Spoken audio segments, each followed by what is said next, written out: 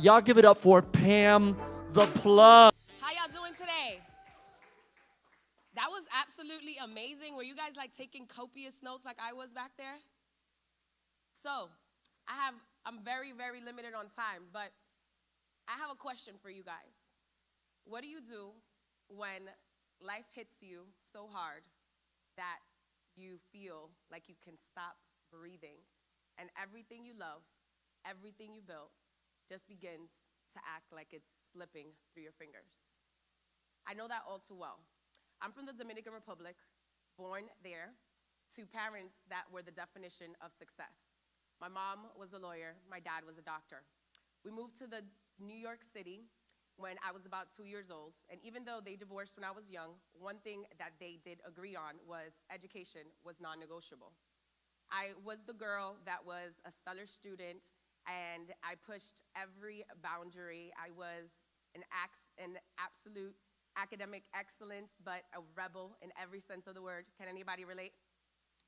I was volunteered into children's ministry from a very young age, was typically a tomboy, went from being in JROTC to then being on a full ride to scholarships in Barry University in Miami. And I absolutely loved what I was doing when it came to the world of school. And I was in the ROTC program, then National Guard, and found my way, working my way through school in finance. And I was a commercial banker, and I absolutely loved what I was doing. And I got introduced to entrepreneurship. And in entrepreneurship, I absolutely loved what I was doing because I got introduced to the world of travel. And we built the #1 travel club. You guys could like go through the slides for me real quick. Yeah, I could just press play on that, yep. So we built the #1 travel club in the world to billions of dollars a year, millions of members around the world, experiences all over. And maybe some of those pictures come up, maybe they don't, it's all good. But you guys are gonna feel me today. And brick by brick, we built this. And when it came down to it, adversity struck in so many different, you guys could go back for me. Yep. Back one more. Okay. Adversity came in so many different places in my life.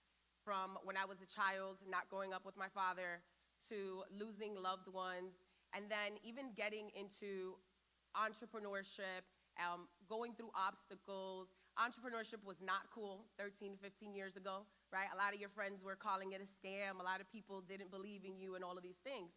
And the reality was that when I found myself in those obstacles, I always had someone that I can turn to. That was my mom. My mom was my why. She was the person that was my biggest supporter. She was my best friend. She was a revolutionary. She led political movements from the Dominican Republic to New York City to Miami and all over. And we were best friends. During COVID, a lot of people remember that, yes? During COVID, my travel business, nobody was really traveling anymore. And as my travel business was dwindling, it not only was being impacted immediately in my family, around the world, people were missing out on life, right? So we thought the world shut down. And at the same time, my mom got diagnosed with stage 4 stomach cancer. And I was her caretaker. Well, while all of these things were chaotic going on, and you guys could go to the next slide. This should have been able to play on that. No? Cool. We go back. One more, and then you go. Well, when my mom got sick, I understood one thing. I was like, well, we're gonna be fighting this. We've been fighting our whole entire life. Like, this is gonna be nothing different. And the reality was that we had so many great people around us. And I was so grateful because she taught us everything that we needed to do when times got tough. And when I found myself in that moment of adversity, I knew that it was only one thing that we needed to do, was to take action. See, while my business was crumbling, I was also taking care of the strongest woman that I knew that was now fighting for her life. And at that same moment, I understood one thing. God called her home 9 months later to heal her in heaven. I understood one thing when adversity hit. It was no longer a thing that just happened. Adversity is not a question if, it's a matter of when it happens. And when adversity strikes, you have to have a strategy in place, because that strategy becomes the blueprint of how you turn adversity into your advantage. And that, what I want to talk to you about today, is action. So the A is in action, right? To take action is to activate your systems. Systems stand for saving yourself some time, energy, and money. When you master the mundane, magic happens. When adversity hits, the first thing to hit us, the first thing to get shattered, are our systems. What systems do you have in place right now when adversity strikes you? What are those things that you run to? See, my system in the morning is my Bible reading, my prayer, my meditation, my journaling, and I go to the gym. I make sure that I take time for a slow morning. But you have to activate those systems, because that system is what's written in Venus Williams. They all have systems in place. The legends, the people that have achieved great things, because it's not a question of if it's going to happen, it's a question of when. So what's next? The C is for community. Your community matters. Your circle, it's either forcing you to level up or it's draining you. Your people around you, are they empowering you or are they encouraging you? Because those people, when things happen in your life, right, those are the people that are around you. And you hear all the time, iron sharpens iron. But if the people around you are always complaining, guess what you're going to be doing by default? Complaining. If the people around you are winning, guess what you're going to be doing by default too? Winning, absolutely. So it's having that community matters. And that community showed up for me in a way that I can't even describe, because it was not only prayer calls in the morning, it was prayer calls at night. It was people coming from all over the world just praying on my mom, praying on us. But even after, when God called her home, I understood the power of community, because I was dealing through something that I have never dealt with by myself. And now those people around you are the people that you get to lean on. So ask yourself, are the people around you, are they forcing you to level up or are they bringing you down? Are the people around you, are they getting you closer to your goals, or are they putting you further and further from where it is that you want to be? Now, when you talk about turning adversity into your advantage, see, it's always going to come. And a lot of times you have to trust yourself and trust your training. And what do I mean by that? It's not on you. It's in you. See, you've already been preparing for this entire time. And I can look back from studying, from being a child to college, to military, to business, to seminars, to masterminds, to personal development, and all types of things. And the reality is that each and every single step has prepared you for exactly the moment that you are right now. And when you talk about trust your training, trust that you've already acquired the knowledge, that you've already acquired the skill sets to not only take you to where you are, through where you are, but propel you to where it is that you want to be. And trusting yourself also means that you trust your intuition, that you trust that your gifts will make room for you, that you also understand that the training that you've had, the preparation was all into this point. See, I remember saying, my mom taught me everything in this world but how to live without her. But I also can close my eyes and hear her telling me different things that I already know the answers to. Because a lot of us, sometimes we ask questions that if we really look within ourselves, we know that we have the answers lying within. So trust your training, because that's also what is going to help you turn that adversity into your advantage. Now, the I is to invest in yourself continuously. The first thing I did when everything happened was I hired a personal trainer. I hired a personal trainer because I knew that health is wealth, but I also hired a therapist. I know that's like a taboo word. Nobody really want to talk about that, right? But you have to invest in yourself. I also invested in a travel club. I also invested in business. I invested in masterminds. I invested in seminars. I invested in making sure that I was laying down the foundation for what I was going, for where I wanted to go and where it is that I wanted to be. Because no matter what it is that happens, you have to understand that life is about continuously growing, continuously evolving. I think the first speaker, correct me if I'm wrong, Tyler, I believe his name is, this morning said it. He was like, you have to continuously grow. If you're not growing, you're just dying. And life is about constant and never-ending improvement. So when adversity strikes, it's not a question of if, it's just a matter of when.